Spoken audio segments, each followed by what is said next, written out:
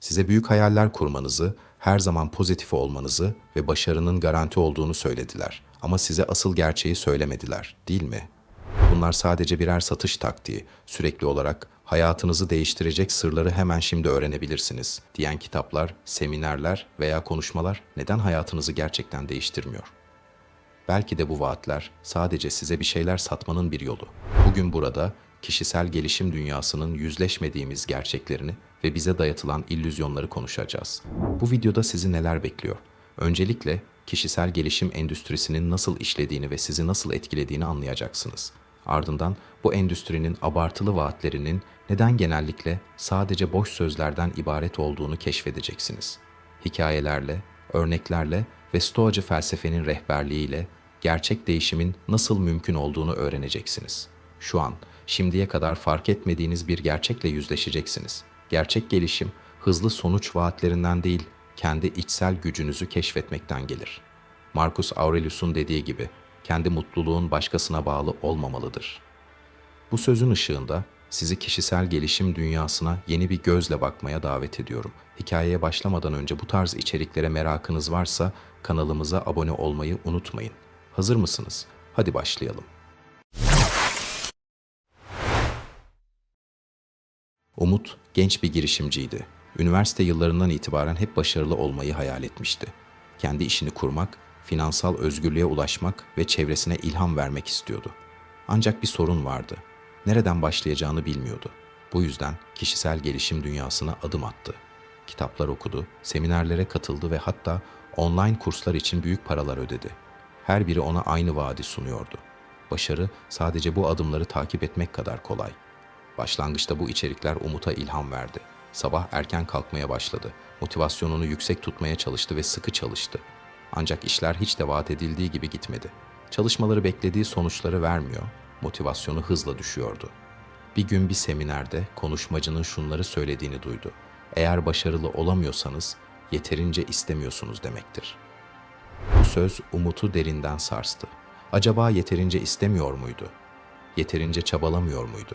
Seminerden sonra daha fazla çalışmaya başladı. Daha az uyudu, sosyal hayatını tamamen unuttu ve neredeyse sağlığını tehlikeye atacak kadar kendini işine adadı. Ancak sonuç yine değişmedi. Her geçen gün daha yorgun, daha umutsuz hale geliyordu. Kendisini yetersiz hissediyor. Motivasyon kaynakları ise sadece kısa vadeli etkiler yapıyordu. Bir gün Umut'un arkadaşı ona Marcus Aurelius'un kendinize, başkalarının hayatınıza karar vermesine izin vererek ne kadar zarar verdiğinizi sorun sözünü hatırlattı. Bu söz Umut'un içinde bir şeyleri değiştirdi. O güne kadar hep başkalarının başarı tanımlarını ve beklentilerini takip ettiğini fark etti. Kitaplar, seminerler ve kurslar ona bir yol değil, sadece başkalarının yollarını sunmuştu. Umut, Stoacı felsefeyi keşfetmeye başladı. İlk öğrendiği şeylerden biri, kontrol edemediği şeylere odaklanmayı bırakmaktı. Artık başkalarının onayını aramak yerine kendi değerlerine uygun bir hayat yaşamaya karar verdi. Bu karar onun için gerçek değişimin başlangıcı oldu. Bugün Umut hala kendi işini yürütüyor. Ancak bu kez başkalarının kurallarına göre değil, kendi belirlediği prensiplerle. Kendini kanıtlama çabası yerine her gün sadece bir adım ileri gitmeye odaklanıyor. Stoacılıktan öğrendiği en önemli derslerden biri, dışsal başarıların geçici olduğu, asıl huzurun ise kendi içinden geldiğiydi. Umut'un hikayesi, kişisel gelişim endüstrisinin yarattığı yanılgıları net bir şekilde gözler önüne seriyor. Bir sonraki bölümde bu endüstrinin yaydığı mitleri ve gerçekleri derinlemesine inceleyerek gerçek değişimin abartılı vaatlerden değil basit ama etkili adımlardan geldiğine şahit olacaksınız. Kişisel gelişim mitleri ve gerçekler. Kişisel gelişim dünyasında sıkça karşılaştığımız vaatler kulağa çok cazip gelir. Ancak bu ifadeler ne kadar gerçekçi? Bu bölümde kişisel gelişim mitlerini ve bu mitlerin ardındaki gerçekleri inceleyeceğiz. Mit 1. Her şey senin elinde. Gerçek olan, hayatınızdaki her şeyi kontrol edemezsiniz. Kişisel gelişim dünyası genellikle tüm sorumluluğu size yükler. Ancak Stoacı felsefe bize yalnızca kontrol edebileceğimiz şeylere odaklanmamız gerektiğini öğretir. Sağlık sorunları, ekonomik krizler veya diğer insanların kararları gibi dış faktörleri yönetemezsiniz. Bunun yerine bu durumlara karşı nasıl tepki verdiğinize odaklanabilirsiniz. Marcus Aurelius'un dediği gibi, olaylar değil, onlara verdiğimiz tepkiler bizi etkiler. Gerçek güç, kontrol edemediğiniz olayları kabul etmekten gelir. Mit 2. Her zaman pozitif olmalısınız. Pozitif düşünce her zaman çözüm değildir. Hayat, inişler ve çıkışlarla doludur. Sürekli pozitif kalmaya çalışmak, olumsuz duygularınızı bastırmanıza neden olabilir. Oysa ki bu duygular da insan olmanın bir parçasıdır. Olumsuzlukları kabul etmek, onlarla başa çıkmanın ilk adımıdır. Stoacı felsefe, duygularınızı bastırmak yerine onları anlamayı ve yönetmeyi önerir. Örneğin, Epiktetos'un şu sözleri bu konuda yol göstericidir. Seni üzen, olanlar değil, onlar hakkındaki düşüncelerindir. Mit 3. Başarısızlık kabul edilemez. Başarısızlık büyümenin doğal bir parçasıdır. Kişisel gelişim dünyasında başarısızlık genellikle bir tabu olarak görülür. Ancak Stoacılar başarısızlığın öğrenme sürecinin bir parçası olduğunu savunur. Bir şeyi başaramadığınızda bu durumun size ne öğrettiğine odaklanmanız gerekir.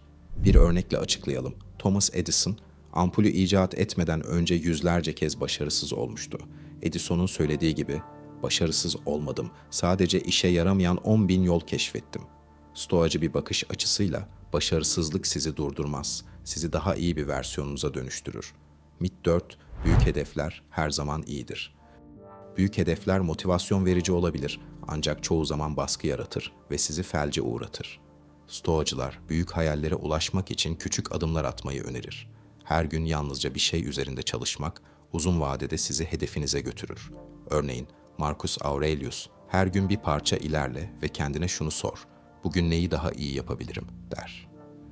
Büyük hedefler yerine her gün bir adım atmayı hedeflemek daha sürdürülebilir ve tatmin edicidir. Bu mitlerin ardındaki gerçekleri görmek, kişisel gelişim endüstrisinin yarattığı illüzyondan sıyrılmanıza yardımcı olur. Gerçek değişim büyük vaatlerden değil, küçük ve etkili adımlardan gelir. Kişisel gelişim dünyasında hayal kırıklığı yaşayanlar için Stoacı felsefe daha sağlam ve gerçekçi bir yol sunar.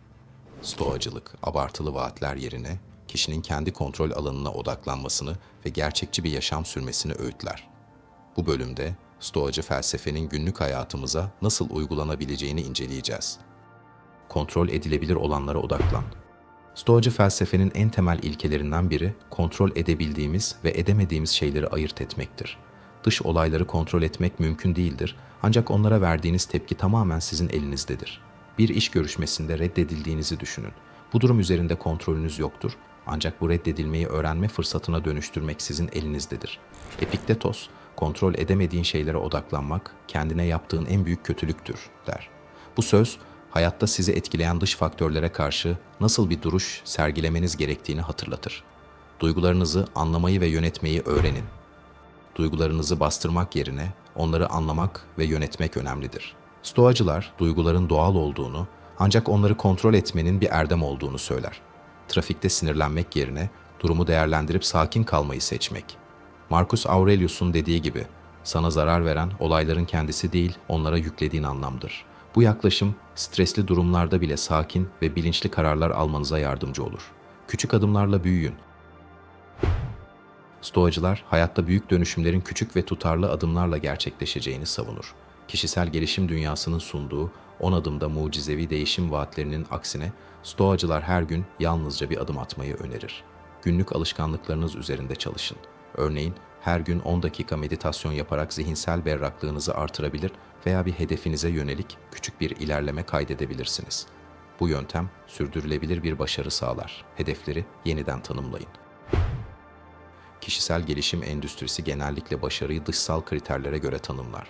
Daha fazla para kazanmak, daha prestijli bir işe sahip olmak veya daha fazla sosyal statü elde etmek. Stoacı felsefe ise başarıyı iç huzur ve erdemli bir yaşamla ilişkilendirir. Bir terfi almak sadece daha fazla para kazanmak değil, aynı zamanda işinizde daha fazla katkı sağlamak için bir fırsat olabilir. Stoacılar, başarıyı yalnızca kendi değerlerinizle tanımlamanız gerektiğini savunur. Sabırlı ve azimli olun. Stoacılık, sabır ve azimle ilerlemenin önemini vurgular. Marcus Aurelius, bir taş bir anda şekil almaz, sabırla yontulur, der. Bu söz, büyük başarıların zamanla ve kararlılıkla elde edildiğini hatırlatır. Gerçek gücü keşfetmek. Stoacı felsefe, kişisel gelişim endüstrisinin sunduğu geçici çözümlerden farklı olarak kalıcı ve gerçekçi bir değişim yolunu gösterir. Bu değişim, kontrol edilebilir olanlara odaklanmayı, duygularınızı anlamayı ve her gün küçük adımlarla ilerlemeyi içerir. Stoacı felsefenin ilkelerini öğrendiniz. Şimdi bunları hayatınıza nasıl uygulayabileceğinizi konuşalım. Gerçek değişim büyük adımlarla değil, küçük ama anlamlı eylemlerle başlar. İşte Stoacı ilkeleri günlük hayatınıza entegre etmek için bazı pratik öneriler. Her günün sabahında zihinsel bir hazırlık yaparak başlayabilirsiniz. Marcus Aurelius her sabah kendine şu hatırlatmayı yapardı. Bugün bencil, kibirli ve haksız insanlarla karşılaşacaksın. Ama onlar benim kontrolümde değil, yalnızca tepkilerim benim elimde. Güne başlamadan önce 5 dakika boyunca zihinsel bir hazırlık yapın. Kendinize şu 3 soruyu sorun. Bugün beni zorlayabilecek durumlar nelerdir? Bu durumlara nasıl bir tepki verebilirim? Kontrol edebileceğim şeylere odaklanarak günü nasıl geçirebilirim? Bu rutin gün boyunca daha bilinçli kararlar almanıza yardımcı olur. Duygularınızı anlamak ve yönetmek için gün içinde kendinizi gözlemlemelisiniz. Stoacılar, duyguların sizi ele geçirmesine izin vermek yerine onları bir öğretmen gibi görmenizi önerir. Öfke, korku veya hayal kırıklığı yaşadığınızda bu duyguların size ne söylediğini anlamaya çalışın. Bir olumsuz duygu hissettiğinizde durun ve derin bir nefes alın. Bu duygunun kaynağını bulun. Örneğin öfkelendiyseniz, bu durumda beni öfkelendiren tam olarak ne diye sorun. Duyguyu bastırmak yerine onu sakin bir şekilde yönetmeye odaklanın. Stoacılar, özellikle Marcus Aurelius, düşüncelerini yazmayı bir alışkanlık haline getirmiştir. Yazmak, zihninizi düzenlemek ve sorunlarınızı daha net görmek için güçlü bir araçtır. Her akşam şu 3 soruyu yanıtlayarak kısa bir yazı yazın. Bugün hangi durumlarda Stoacı ilkeleri uygulayabildim? Hangi durumlarda daha iyi olabilirdim? Yarın için neyi geliştirmek istiyorum? Bu alışkanlık hem kendinizi değerlendirmenize hem de sürekli olarak gelişmenize yardımcı olur. Stoacı felsefeye göre kontrol edemediğiniz şeyleri bırakmak özgürlüğün kapısını açar. Hayatınızı gereksiz yüklerden arındırarak daha hafif ve odaklı bir yaşam sürebilirsiniz. Sosyal medyada gereksiz tartışmalardan uzak durun. Başkalarının onayı için çaba harcamayı bırakın. Kontrol edemediğiniz şeyleri kabullenin. Epiktetos'un dediği gibi kendi işinize odaklanın. Başkalarının yaptıklarını kontrol etmek sizi yalnızca boğar. Stoacılar, büyük hedefler yerine küçük ve sürdürülebilir hedeflerle ilerlemenin önemini vurgular. Her gün sadece bir şey üzerinde çalışmak, uzun vadede büyük değişimlere yol açar. Günlük bir hedef belirleyin. Örneğin, bugün 1 saat boyunca dikkat dağıtıcı şeylerden uzak duracağım. Hedefinizi gerçekleştirdiğinizde kendinize küçük bir ödül verin. Bu, motivasyonunuzu artırır. Bu pratik adımlar, Stoacı felsefenin hayatınızı dönüştürmesine yardımcı olabilir. Her gün küçük adımlarla ilerlemek sizi daha huzurlu, daha bilinçli ve daha güçlü bir birey yapar. Unutmayın, gerçek değişim bir gecede olmaz. Ancak sabır ve kararlılıkla hayatınızda kalıcı bir fark oluşturabilirsiniz. Bu videoda kişisel gelişim dünyasının illüzyonlarını, Stoacı felsefenin sunduğu gerçek çözümleri ve bunları hayatınıza entegre etmenin yollarını ele aldık.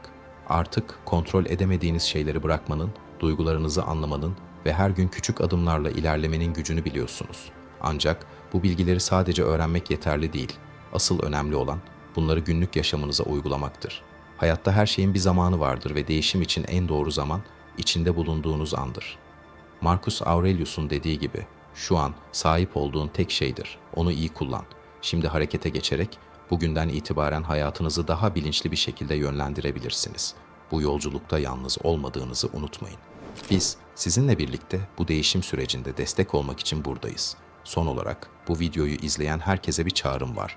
Kendinizi geliştirme yolculuğunda hangi adımları atacağınızı düşündünüz? Hangi mitleri geride bırakmaya hazırsınız? Bu soruların cevaplarını yorumlarda bizimle paylaşın.